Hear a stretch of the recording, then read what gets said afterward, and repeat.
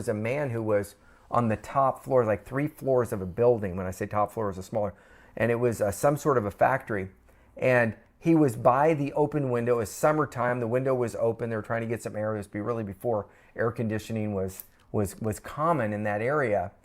And he literally heard the voice of God say, "Jump out of the window now and take so-and-so with you."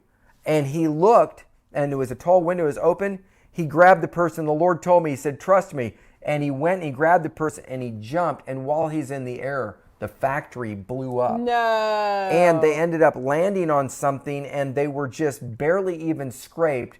And they left the building, and other people perished in the fire. Wow. And so that audible voice of God and his obedience to do something that was illogical at the time was to jump out of a third Can you story. imagine? And then telling the person, "Trust me." What? And then they jump out of this building. That is unbelievable. So these are, extreme examples with the fruit that saves life. So don't think that God's going to speak to you audibly all the time. I've experienced the audible voice 3 times in 33 years. So, that's